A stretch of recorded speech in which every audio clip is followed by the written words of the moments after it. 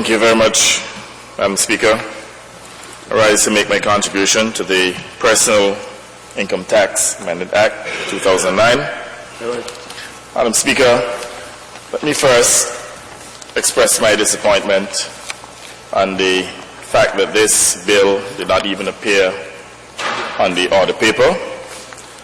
And obviously, the bill itself is extremely vacuous. It doesn't even have an explanatory note. And I really think, Madam Speaker, that this is extremely bad work, poor work, very shabby work coming out of the Ministry of Legal Affairs and certainly from the Minister of Finance. One would have expected that there would have been an explanatory memorandum, and that too, even in the mover's presentation, that he would have indicated to this Honourable House the type of savings the adjustment in these bands would have created for taxpayers in this country. So I just want to flag that as a disappointment. Let me also say to you, Madam Speaker, that the Antigua Labour Party is philosophically opposed to personal income tax. As you're aware, the Antigua Labour Party ran this country for 28 years without personal income tax. And we did so successfully. In fact, it is true that towards the end of our last term in office that we had certain financial constraints which were due to the fact that the rate of taxation to GDP did not quite keep a pace with the expansion of the economy. And obviously at that time, the rhetoric in the society was such that the Antigua Labour Party was wasting public resources, and I felt that the members so concerned, my colleagues then, were gun-shy to increase taxes. The UPP came on board in 2004, and rightfully so, increased taxes. However, our issue with the UPP at that time was that they had increased the level of taxation by too much, too soon. But we accept that indeed, that under the Antigua Labour Party, this country was undertaxed. In fact, when we were in government, we were only taxing about 16% of GDP. And evidently, that was too low. So as a result, that obviously created significant pressures on the government meeting all of its obligations. Now, Madam Speaker, in 2004, when the personal income tax was reintroduced, it was actually reintroduced as a stabilization fund. And, Madam Speaker, we were told in this Honourable House that it was a temporary measure designed to stabilize government's financing. Now today, several years later, Madam Speaker, this initiative is still on the books. You'd also recall too that when the ABST was passed, that it was indicated that subsequent to the passage of the ABST, that the stabilization fund, or for that matter the personal income tax, would have been repealed. Now, we are aware that the ABST yielded an additional $100 million in taxes, which means, Madam Speaker, there's absolutely no reason for the personal income tax to remain on the books. Now, the personal income tax is not being utilized to fund development. During the last budget debate, Madam Speaker, I examined 7 items of expenditure, namely vehicle expenses, miscellaneous expenses, travel, consultancy fees, subscriptions and contributions, investigative fees, and food and beverage.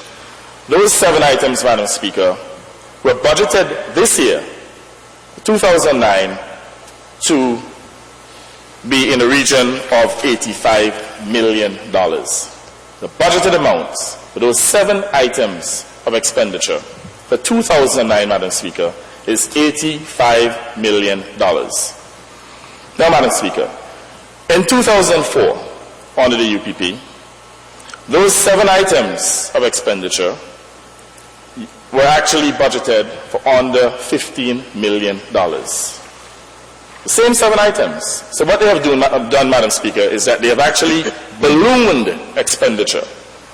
And whereas the UPP government was successful in taxing the people of this country, in increasing revenues by an additional $400 million, by virtually doubling taxation from $420 million to in excess of $800 million, they have been dismal failures, Madam Speaker, especially the Honourable Member for Rural East, in controlling expenditure.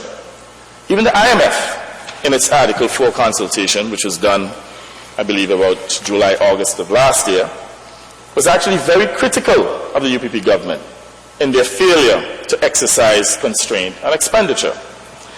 Now, there is some deception, Madam Speaker, in the tweaking of these bans, and I'll explain why. It is obvious that we are now in an election year, and what the UPP government is seeking to do is to appeal to the electorate, especially those who pay the personal income tax, namely the middle-class elements in this country, that they care about them and that they're trying to, as they would put it, ease the squeeze. But if that was the case, Madam Speaker, one would have expected a substantial reduction in those bans. I see from the estimates of 2009 that the budgeted amount for personal income tax is 55 million. Now, in 2007, Madam Speaker, the actual, that is the amounts that the personal income tax yielded, was $50 million.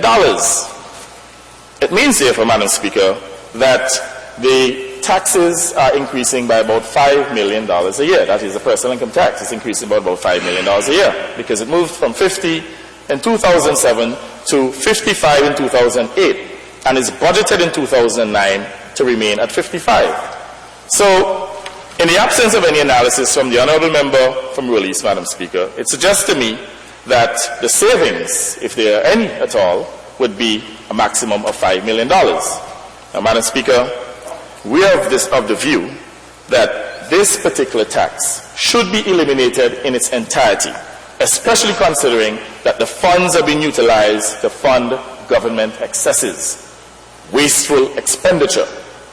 Madam Speaker, today, on behalf of the Antigua Labour Party, I will give the people of this country a commitment that upon the Antigua Labour Party winning the next general elections, we will eliminate the personal income tax in its entirety. By so doing, Madam Speaker, we will put $50 million back into the pockets of the ordinary citizens of this country. And that will be part of our economic stimulus package in order to stimulate this country's economy in light of the global financial crisis that is impacting on all countries.